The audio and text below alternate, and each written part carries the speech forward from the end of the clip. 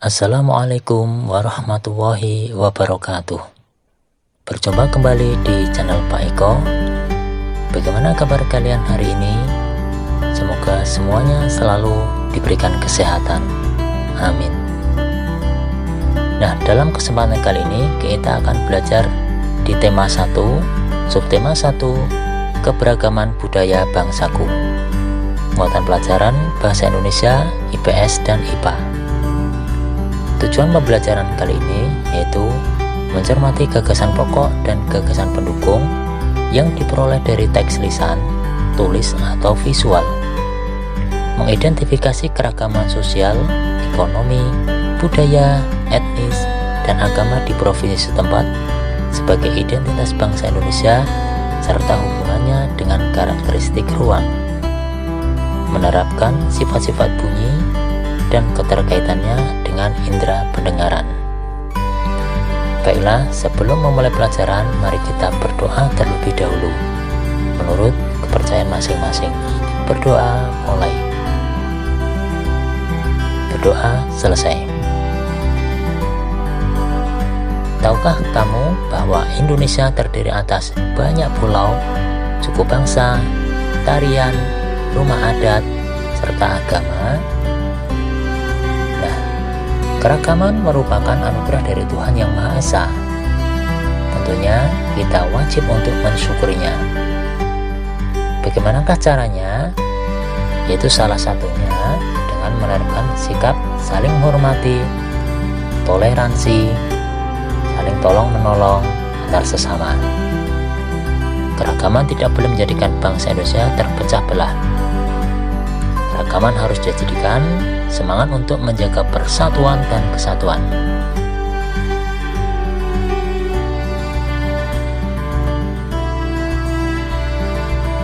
Bagaimana bentuk keragaman budaya di Indonesia?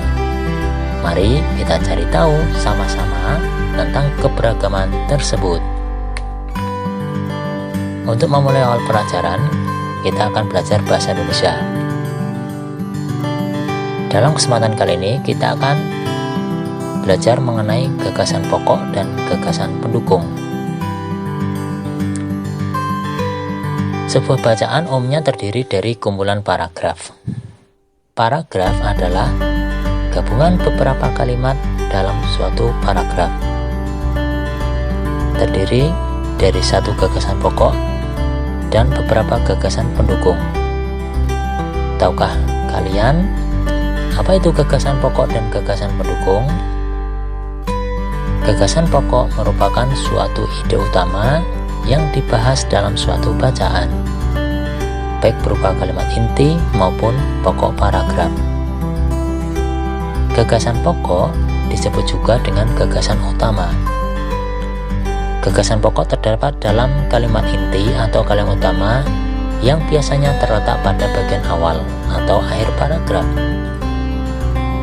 Gagasan pendukung adalah tambahan informasi untuk gagasan pokok. Gagasan pendukung disebut juga sebagai gagasan penjelas. Nah, gagasan pendukung berfungsi untuk menjelaskan gagasan pokok. Gagasan pendukung dinyatakan lebih dari satu kalimat. Gagasan pendukung biasanya terdapat di kalimat kedua dan seterusnya setiap paragraf. Sekarang, mari kita menentukan gagasan pokok dan gagasan pendukung. Ikuti langkah-langkah berikut ini. Yang pertama yaitu kalian harus membaca teks dengan cermat.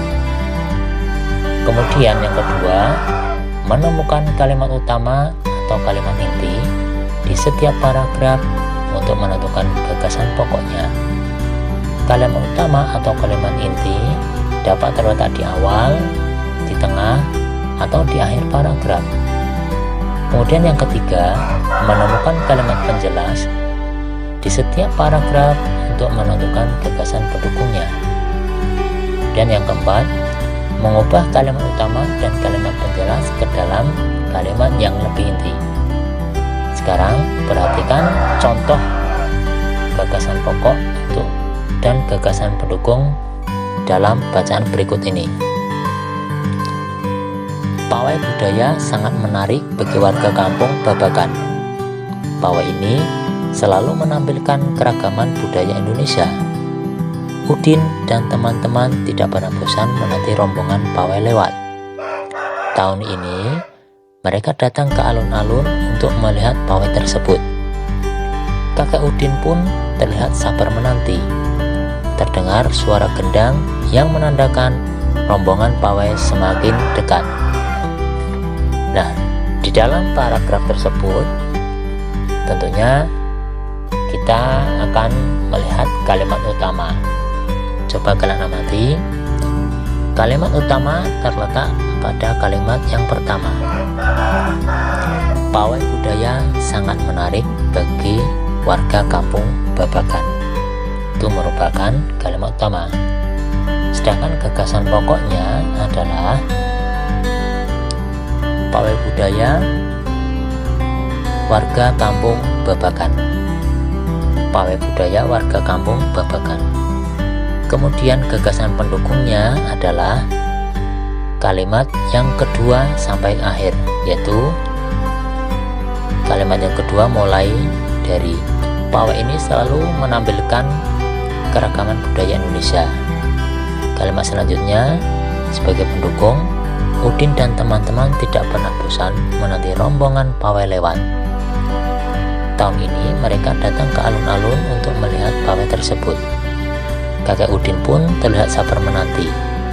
Terdengar suara gendang yang menandakan rombongan pawai semakin dekat. Nah, itu kalimat kedua sampai ke akhir yang terakhir merupakan gagasan pendukung, di mana sebagai penjelas daripada kalimat utama. Bisa dipahami sampai di sini? Iya. Kalau sudah bisa memahami, mari kita belajar selanjutnya, yaitu mata pelajaran IPS. Kita akan belajar bentuk-bentuk keragaman budaya di Indonesia. Indonesia terdiri dari beberapa pulau, dari Sabang sampai Merauke, yang berjajar pulau-pulau, di mana pulau-pulau tersebut terdiri dari ribuan yang tersebar di seluruh wilayah Negara Kesatuan Republik Indonesia. Tentunya di dalam pulau-pulau tersebut terdapat bentuk-bentuk keanekaragaman budaya, seperti adat istiadat, kesenian, maupun kepercayaan. Karena wilayah Indonesia sangat beragam sehingga mempengaruhi keberagaman budayanya. Bentuk keragaman budaya tersebut antara lain misalnya kita melihat ada rumah adat, pakaian adat, suku bangsa, kemudian senjata tradisionalnya, kemudian upacara adatnya, bahasa, alat musik, tarian daerah, dan tak lupa yaitu makanan tradisionalnya. Mari kita bahas satu persatu. Yang pertama adalah rumah adat. Contohnya rumah adat, kita akan terbang ke Maluku. Yang pertama yaitu rumah adat Baileo dari Maluku. Kemudian kita terbang ke Kalimantan, di situ ada rumah Betang. Kemudian kita akan terbang lagi ke daerah Sumatera Selatan, di situ ada rumah adat Limas. Kemudian kita akan terbang ke Jawa Tengah, di situ ada rumah adat Joglo. Kemudian kita akan terbang lagi ke Sumatera Barat, di situ ada rumah adat Gadang, bentuknya seperti itu. Kemudian kita akan terbang ke Sumatera Utara, di situ ada rumah Bolon. Kemudian dari Sumatera Utara kita akan terbang ke Nusa Tenggara Timur, di situ ada rumah adat Musa lagi, bentuknya seperti itu. Kemudian kita akan terbang ke Sulawesi Utara, kita akan melihat rumah adat Pewaris.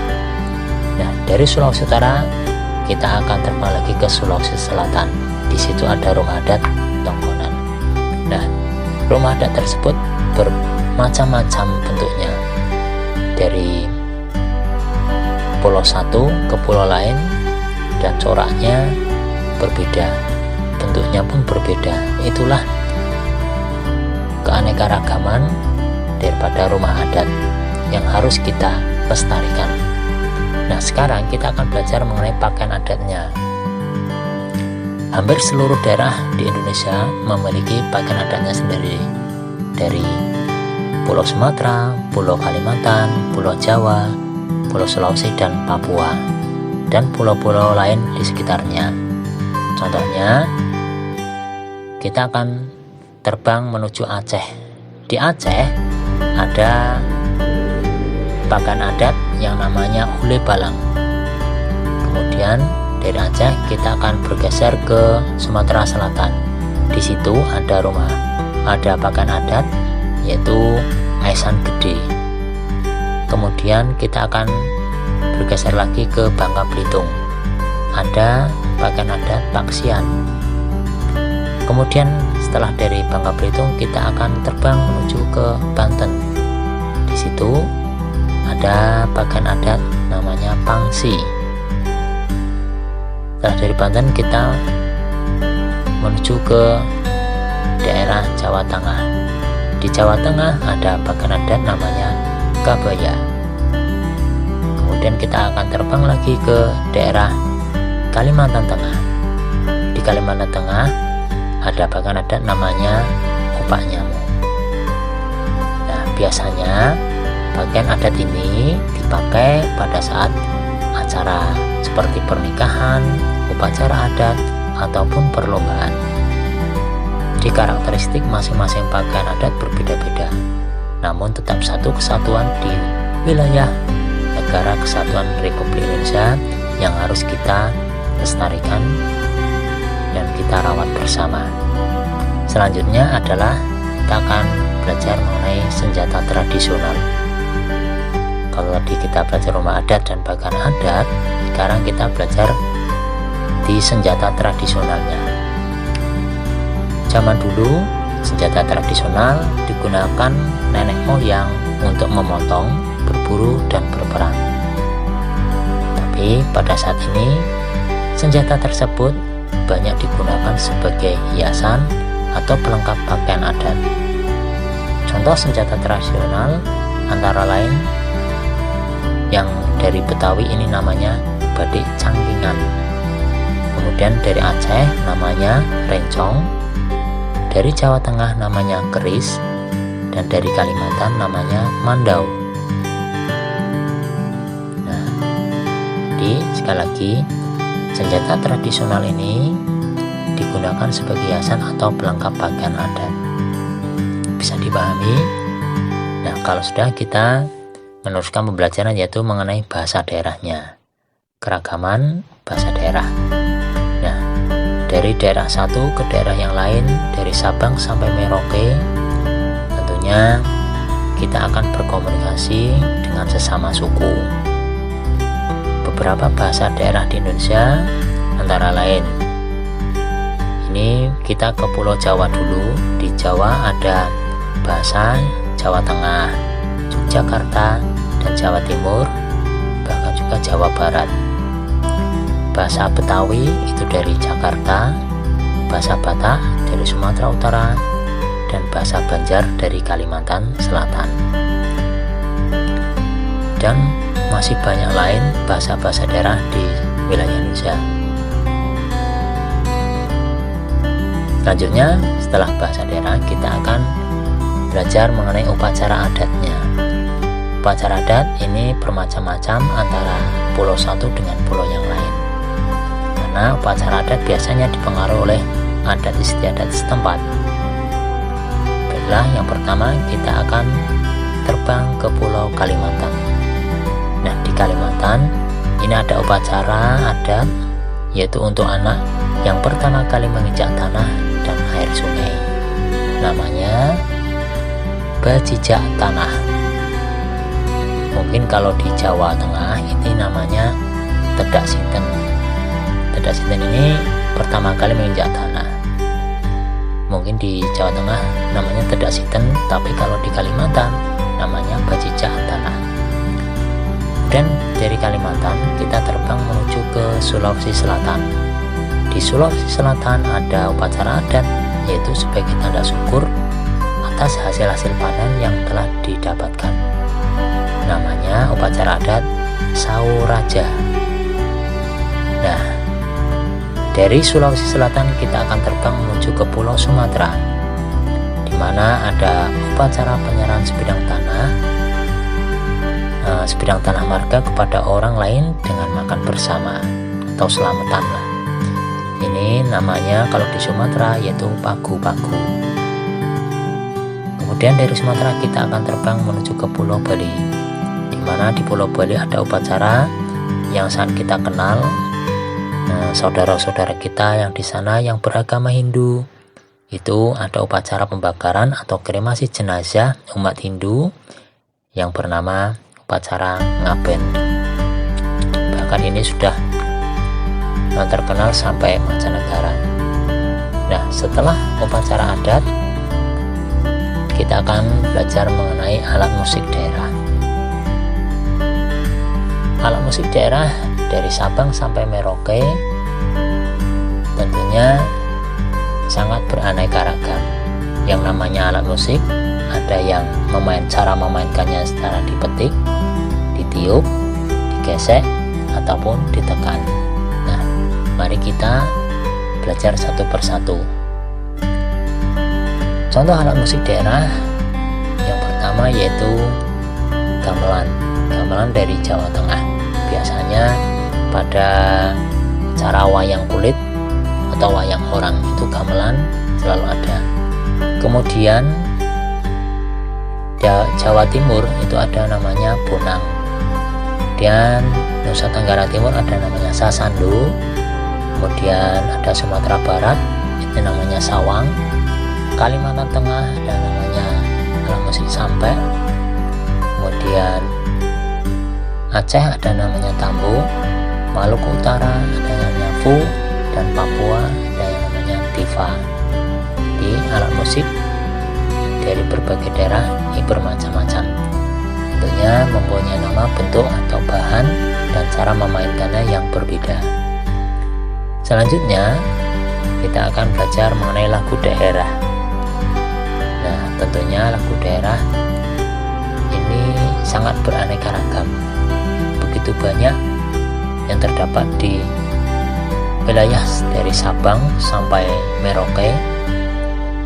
Tentunya lagu daerah ini bercerita tentang alam, keagamaan, adat istiadat setempat maupun hubungan sosial. Contohnya berikut lagu daerah. Pertama kita dari Kalimantan Selatan dulu. Kalimantan Selatan ada ampar-ampar pisang. Kemudian dari Sumatera Utara lagu daerahnya Anju Au dan Olele. Kemudian kita akan ke Sumatera Barat, ada lagu daerah yang namanya Ayam dan Lapeh. Kemudian Nusa Tenggara Timur lagu daerahnya Baleleho dan More.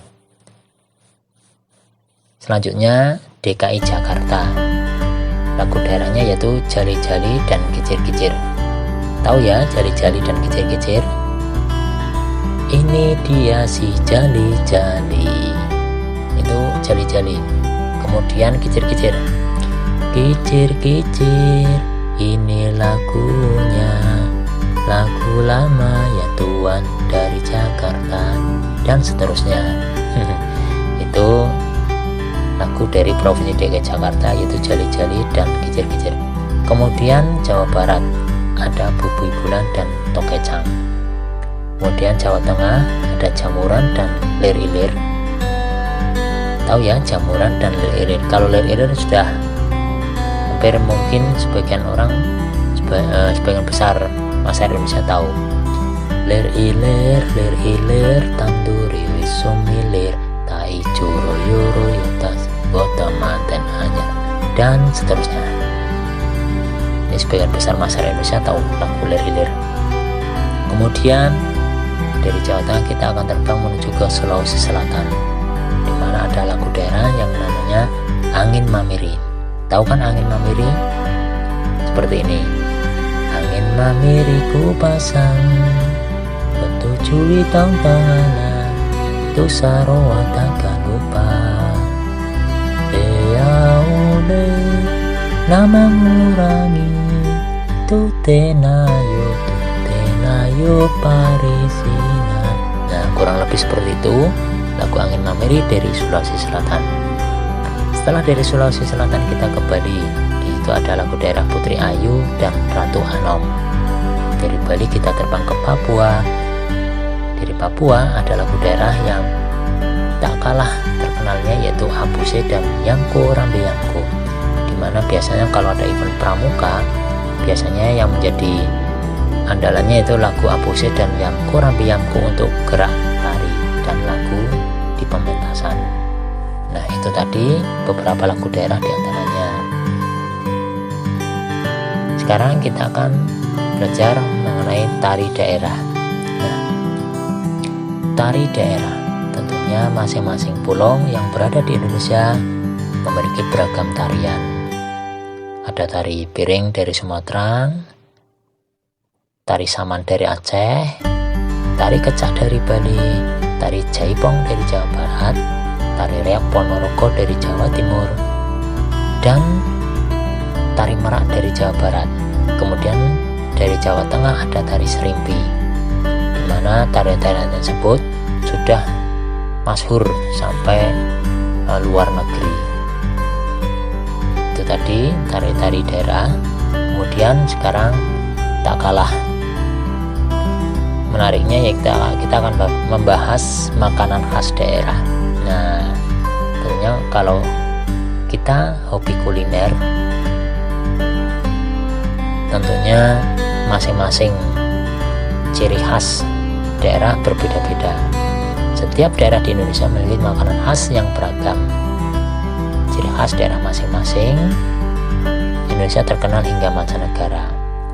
Contohnya, kalau kita ke Jakarta ada yang namanya kerak telur. Kalau kita ke Sumatera Barat ada namanya rendang. Jauh usah jauh ke Sumatera Barat, di lingkungan kita, di sekitar kita, kalau kita ke pasar biasanya ada masakan Padang. Di situ tersedia masakan rendang, pasti ada. Kemudian pempek Palembang, lumpia dari Semarang. Nah, ini lumpia kalau kita ke Semarang ataupun kita wisata pasti ada yang namanya lumpia. Ini sudah masyhur sekali, lumpia dari Semarang. Kemudian kita ke Jogja ada gudeg, kita ke Surabaya ada rujak cingur, dan kalau kita ke Bali di situ ada ayam betutu. Nah, itulah tadi makanan khas dari daerah masing-masing. Bisa dipahami untuk keragaman budaya di Indonesia, mulai dari rumah adat, pakaian adat, senjata tradisional, bahasa daerah, upacara adat, alat musik daerah, lagu daerah, tari daerah, dan makanan khas daerah masing-masing. Bisa kita pahami bersama ya. Nah, kalau sudah, mari kita belajar IPA, yaitu cara berbagai alat musik dalam menghasilkan bunyi. Nah, di sini alat musik mengeluarkan bunyi jika dimainkan. Sekali lagi, kalian tentunya pernah mendengar bunyi dari alat musik ya. Nah, alat musik tersebut akan mengeluarkan bunyi jika dimainkan. Ada yang dimainkan dengan cara dipetik, digesek, dipukul, ditekan, dan ada juga yang ditiup. Sekarang ayo kita pelajari berbagai alat musik. Yang pertama adalah gitar. Siapa yang di rumah punya gitar? Iya, gitar ini dimainkan dengan cara dipetik. Gitar terdiri atas badan gitar dan senar gitar. Ruang yang ada di dalam badan gitar berfungsi memperkuat bunyi asli senar, sehingga bunyi akan terdengar cukup keras. Resonansi merupakan suatu peristiwa ikut bergetarnya suatu benda karena adanya benda lain yang bergetar. Ini gitar dimainkan dengan cara dipetik. Kemudian yang kedua, drum atau drum. Ini biasa pada alat musik jenis aliran pop maupun rock. Drum ini dimainkan dengan cara dipukul. Akibat pukulan tersebut, akan menghasilkan bergetar dan menghasilkan bunyi. Nah, bunyi drum dihasilkan dari resonansi udara di dalam badan drum. Resonansi di dalam badan drum tersebut memperkuat bunyi asli getaran member drum. Nah, makin kuat pukulan, getarannya pun makin banyak dan suara yang dihasilkan makin keras. Itulah drum. Sekarang kita belajar mengenai musik biola. Tahu biola? Iya, biola biasanya dimainkan dengan cara digesek. Nah, menggesek dawai biola bertujuan untuk menggetarkan dawai. Gesekan terhadap rentangan senar yang semakin kuat dapat menyebabkan perubahan energi bunyi dari alat musik gesek tersebut. Dawai pada bagian tangkai biola ditekan untuk mengubah nada. Nah, contoh lain alat musik yang dimainkan dengan cara digesek adalah rebab dan tarawangsa. Rebab ini biasanya pada karawitan ya, ataupun di wayang kulit itu biasanya ada rebab yang digesek, hampir seperti biola, diletakkan dengan cara berdiri. Nah, sekali lagi biola dimainkan dengan cara digesek. Nah, ketika digesek tersebut, dawai biola bergetar dan menghasilkan bunyi. Selanjutnya, alat musik selanjutnya yaitu trompet. Kalian tahu trompet kan? Biasanya pada acara tahun baru biasanya itu banyak trompet. Nah, trompet merupakan contoh alat musik yang dimainkan dengan cara ditiup. Trompet. Selain trompet yaitu seruling ya. Di sini dimainkan dengan cara ditiup. Nah, nada suara diatur dengan membuka dan menutup lubang yang terdapat pada bagian trompet maupun seruling. Jadi, perubahan keras pelannya suara disebabkan oleh kekuatan tiupan yang menyebabkan getaran udara. Selanjutnya adalah piano atau organ atau pianika. Nah, piano ini merupakan contoh alat musik yang dimainkan dengan cara ditekan. Piano memiliki satu dawai untuk setiap tuts. Jadi saat pemain piano menekan tuts tersebut, sejenis palu kecil yang ada di dalamnya menghantam dawai dan membuatnya bergetar. Jadi piano menghasilkan bunyi dengan cara menekan tuts. Nah, tuts yang ditekan ini menghantam dawai dan menghasilkan bunyi. Nah, itulah tadi bagaimana cara berbagai alat musik dalam menghasilkan bunyi. Demikian pembelajaran pertama sudah berakhir. Semoga bisa bermanfaat dan kita bisa memahami materi pembelajaran 1. Sampai berjumpa di materi pembelajaran berikutnya, itu materi pembelajaran 2, diantaranya muatan SBDP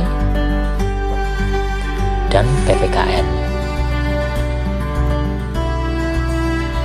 Mari kita tutup dengan berdoa bersama. Berdoa mulai. Selesai.